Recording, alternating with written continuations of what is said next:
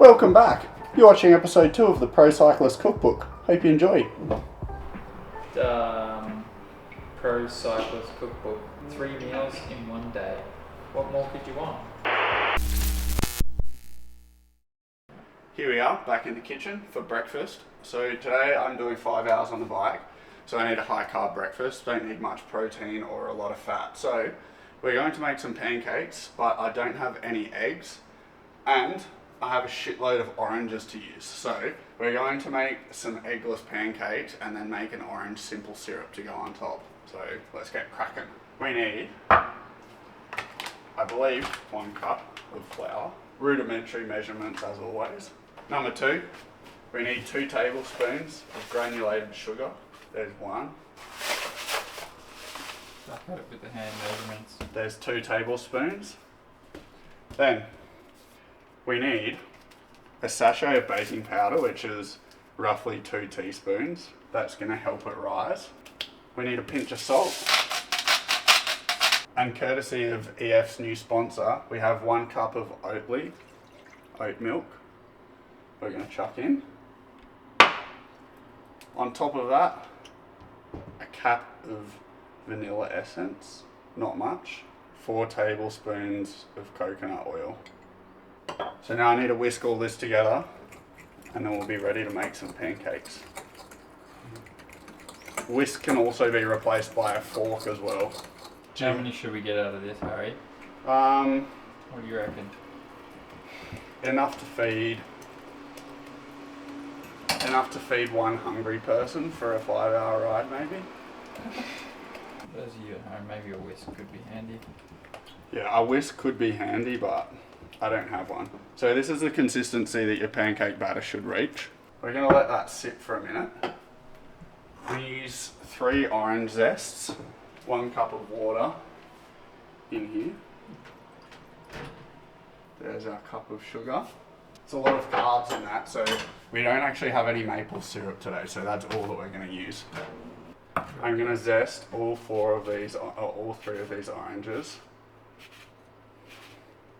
Do you reckon I could have been a bartender?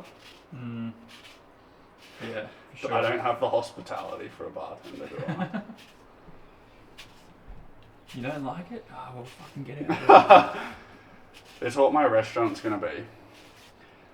Once I finish my career, I'm going to have a restaurant and it's going to be called No Bullshit Food. Yeah. Right, well, there is our zest. Now, I'm going to put the juice of 1 orange in here.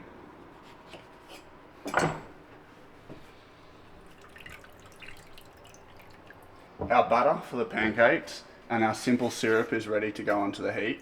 So we're going to whack that on. We're basically going to cook the simple syrup until it boils. And I'm pretty sure everyone knows how to cook pancakes. And if you don't, probably don't watch this channel. So, anyway, what do you reckon? Do we need some Hexclad pans? I think you need something new. Hexclad, if you watch it, I would love some of your pans. Alright, so we're going to turn this on, say 6, and we're going to turn the simple syrup on to a 6 as well. And we need to make sure that we keep stirring this because the simple syrup, you just basically need to dissolve the sugar inside the water and then the simple syrup is complete. A little bit more oil in the bottom of the pan. And now we're just ready to put in the pancake batter. We'll give it a quick taste test, make sure it's okay. Oh, contamination. As always, I'm going to put the entire day's shopping list down in the description so that you can just copy and paste it into your phone and you can buy everything you need to make every meal that I'm going to make today. Lunch I'm still undecided on, so we'll come back to that. I should have preheated this, by the way. We're just going to do a quick intermission. You'll come back and the pan will be hot. We've preheated it after, and we're just going to ladle this in. I don't know exactly how many this is going to make, but it will make enough for a hungry person. Depends how hungry you are. If your Michael store are hungry, it might only make enough for half. 1 mouthful. Gonna keep stirring. You can see that the sugar's starting to dissolve in the simple syrup. that's what we're going for. Since we have no maple syrup, this is basically the best we can do, but I think it'll taste really good. I came up with this idea late last night, so... Sometimes you just gotta make the most of what you have, eh? Exactly. That's what this channel's about more than anything. Telling people to use their brains. Stop watching TikTok. Yeah. Stop watching TikTok. Watch Harry Sweeney's vlogs. In the meantime, we're just quartering some strawberries. And we're gonna just use these to put on top.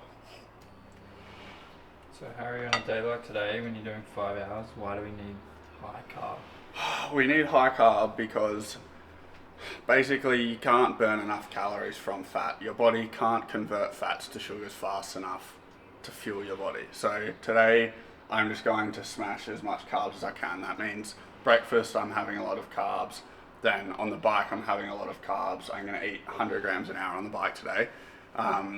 And basically you need to fuel the adaptations. So that's why we're having a lot of carbs. Is because your body can't keep up if you only eat fat or protein. There you go. Right, we're ready to flip. Look at that bad boy. Smells pretty good. Quite fragrant. The vanilla's written. Oh, fuck. Did you Myself on the Oh, coffee. God. Fuck. I should have left the too hot sticker on. Yeah. Rocket has one on theirs. Rocket, please. Please, I'll take back everything I said. Pancake number 2, coming along pretty nice. Simple syrup off the heat. Yeah, simple syrup off the heat. We want to cool it down a little bit now so that we don't burn our mouths. Because I actually don't wait to eat the pancake. I'm just going to tuck in. In the last video, Jacob and I were talking about how there was a chef that commented that I'm going to kill someone with food poisoning because I touched this and then I touched my spatula. But like, what do you want me to do? Do you want me to get my alcohol and pump it, rub my hands, flip it, and then rub my hands? Then just a simple guy. Use some common sense. I'm just a simple guy. For those at home, just wash your hands when you after you Just touch don't- every single thing. Yeah, don't do stupid shit. Okay? And I haven't poisoned anyone yet, so the likelihood of it is quite low. No. And if I do poison someone, it'll just be one of my mates, so Yeah, it doesn't really matter that much. it doesn't really matter. Just cook as you would at home, but implement my recipe. As simple as that. Exactly. Do as I say, not as I do. Yeah, this is going to be a little pikelet, but it'll probably look good. Time to build the stack. There's our third one on. It's a pretty nice looking pancake stack, to be fair. Gonna go on with the straws. So if you watch the last episode, you'll find out that I bought this stupid sized milk pitcher. But it's going to be the perfect ladle for the simple syrup. It's only stupid because Harry doesn't know how to use it. But go on, get in there. And there we go. That is our high carb breakfast for a long training ride. Cool. See you at lunch. See you at lunch. Maybe you've got 5 hours to think of what you want for lunch anyway. Yeah, I'll come back to you. I mean, you're going to click 5 seconds forward and you'll see me cooking it, so Yeah. we'll see you at lunch. See ya. This is the carb drawer. By the looks of it. Yeah, that is the carb drawer. Welcome back. We've finished our exercising. So we didn't go for 5 hours. We didn't go for 5 hours, we went for a long run. Just as taxing on the body though. So now we're going to make a smoothie that we can destroy while we're making our real heavy carbs. So, what you need for this? You need 1 litre of coconut water, 3 bananas, some berries of your choice. I prefer them frozen, but we couldn't find any of them. You need some ice and some honey. This is my favourite post-ride drink to have. Protein shakes are good, but there's something about this that just like quenches your thirst. That's so great. You may recognise this from Harry's heat bath. Right, I'm gonna go for both punnets because we need a little bit of extra antioxidant after today. 1 litre of this. Good bit of honey. Just blend it. That looks delicious. And refreshing. It does look very refreshing, doesn't it? Love Alright, we'll see you at lunch. Okay, for lunch we're making confit garlic and tomato pasta. Really simple. If you watched episode 1, you'll see how to make this. We need confit garlic, we need some basil, a lot of cherry tomatoes, optional chili, some nice pasta. I haven't made this myself, obviously, just because I got back from training, I can't really be bothered. And some Parmigiano Reggiano. So we have our water is heating up. We need to salt that like the ocean. The oil that's in this is absolutely delicious and can be cooked with. So we're going to get this garlic olive oil out of the confit garlic. And then we're just going to put an entire one of these in. Maybe more actually. And we're going to put that on quite a high heat because we want to, yeah, we really want to blister them. So put about yay many in. Yay many. That's yay many for those at home. Put a bit of salt on top of them. Just some. You can smell the garlic oil. Yeah, it's great, isn't it? Very aromatic. We want quite a lot of basil because it's sort of going to be like the star of the show along with the garlic. Then the best way to do this, you want to try and roll it all up together and just power through it.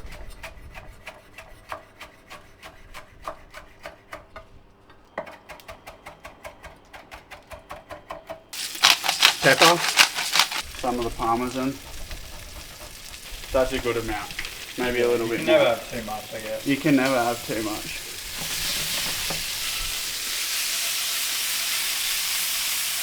So we're going to cook these until they start to explode a little bit, but we want a lot of caramelization on them. Pasta, we got a 500 gram bag. I don't know if we're going to need all of that, so I don't know. Maybe I'll leave a little bit in. We need the proportions to be right. Like, you don't want to have no tomatoes in each bite. I've just turned down these. They're looking pretty good now. What I'm going to do, probably 3 confit garlics. Maybe a few more. There's 1, 2, and 4. You don't need to shy away from the confit garlic because when you cook it, it takes out a lot of the really strong garlicky taste and just gives you the really nice garlicky taste. So I'm just going to mash this in. And as you can see, they basically just fall apart. So now all that's left to do is we basically wait until the pasta's cooked and then just chuck it in the frying pan and you have a one-pot wonder.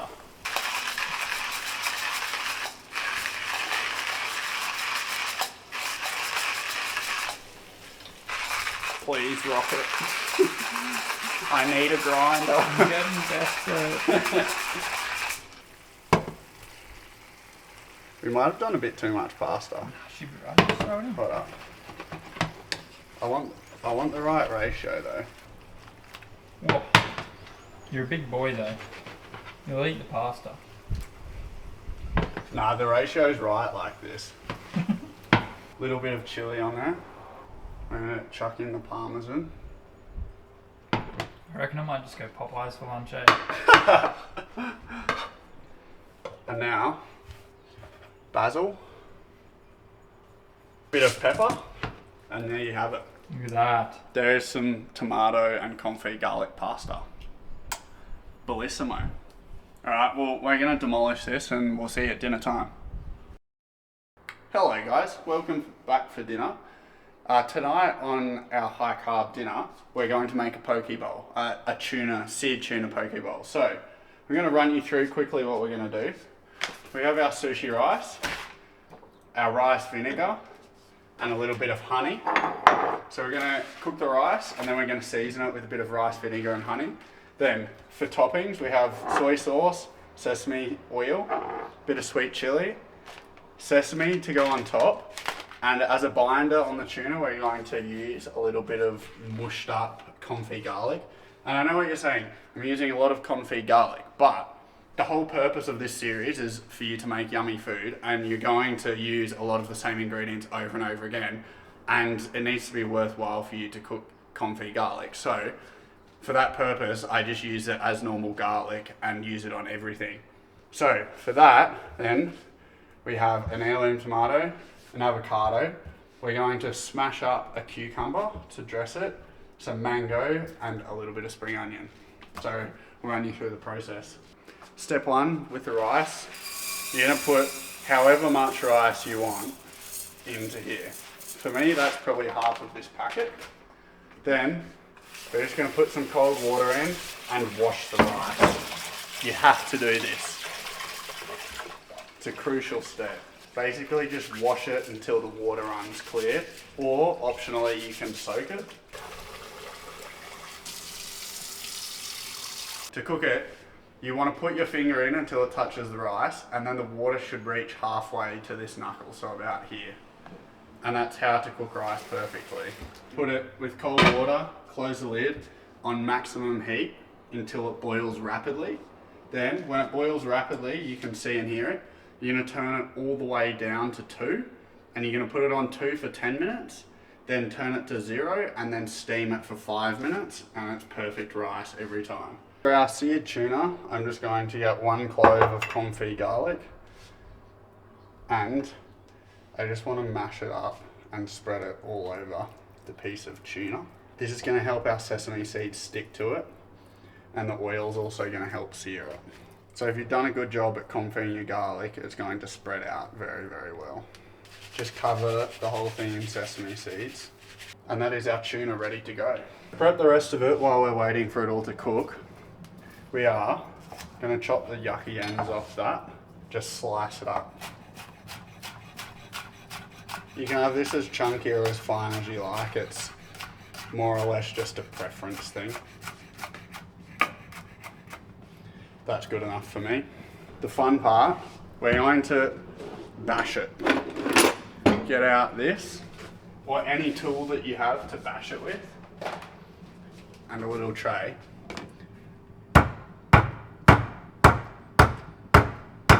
So we've bashed it, then just chop it.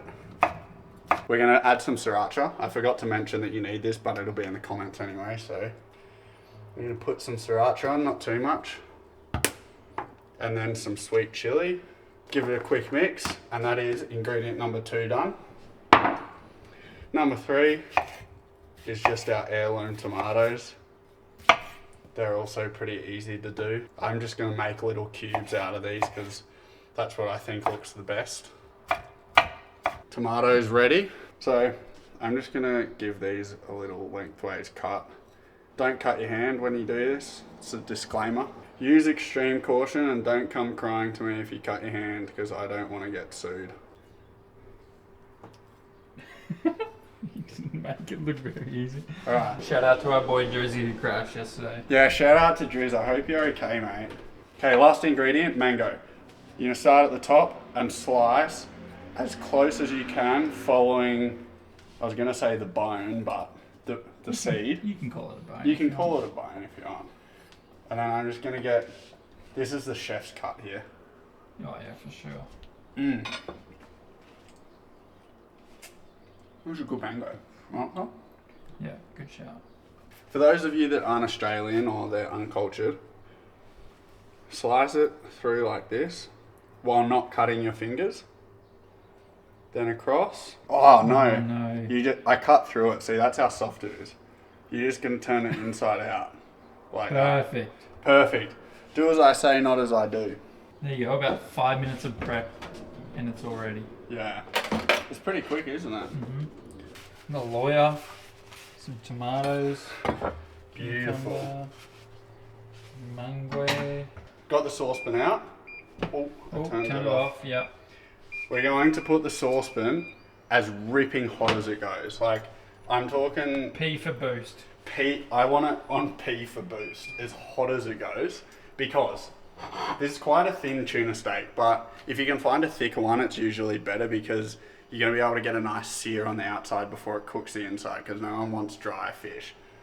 So, put it there. Or if you do, then get it. And I'm going to get it like ripping hot, because I'm just going to flash fry it on either side. And I'm going to flash fry it with sesame oil. I know they say this is just for flavouring, but Blah, blah, blah. blah, blah, blah, blah, blah. It's quite fragrant. and just press it down. I want it real hot. A few seconds on either side, that's all we need. That was what, 15, 20 seconds? Proper hot brew. Alright, I reckon that's done. Tuna steak is off the heat. We really don't want to overcook that, so I want it to cool down as quick as possible. Now, the rice is almost done. You're going to get your rice vinegar, and it says 1/4 cup, I think, is best. It's going to be a while, but You can take the lid off. it'll be alright. It's coming in pretty quick. So you need your little milk pitcher that you bought off eBay that's way too small. You're going to go 1/4 cup rice vinegar, 1 tablespoon and a half of honey. And then inside, I'm just stirring the vinegar and honey together to combine it so that when the rice is ready, I can pop the lid off and I can just mix it in. And we have perfectly seasoned rice. Amazing. What I'm going to do is just give it a quick little mix, and then I'm going to put the vinegar and honey mixture and pour it all over. And now your rice is seasoned, so we can start plating up now. Here's a moment of truth. Oh, we've done a pretty good job here. There we go. Not dry tuna. I'm going to scoop that up, put her in. Mango. Our cucumbers. Now some tomatoes. Our Avocado. Probably only need 1/2 of this, but it also depends on how much you really want to eat. I've gone a little bit heavy on this bowl, but such is life. We're going to make a little dressing quickly to pour on top. Crack open your soy sauce. Let's say that's 2 or 3 tablespoons. I don't know, maybe 1 tablespoon of sesame oil. I'm going to put in some of the shallots, or our spring onions, depending on where you're from in the world. Give it a bit of a mix up. Here you go. That's what it should look like. And just pour it on top.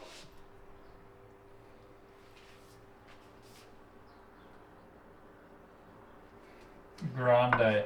And there we go. There is our seared tuna poke bowl. Delicious. Well folks, that is it for episode number 2 of the Pro Cyclist Cookbook. I hope you enjoyed the high carb day. Drop me a comment down below, let me know what you want me to cook next, and I'll see you in the next episode. Peace out.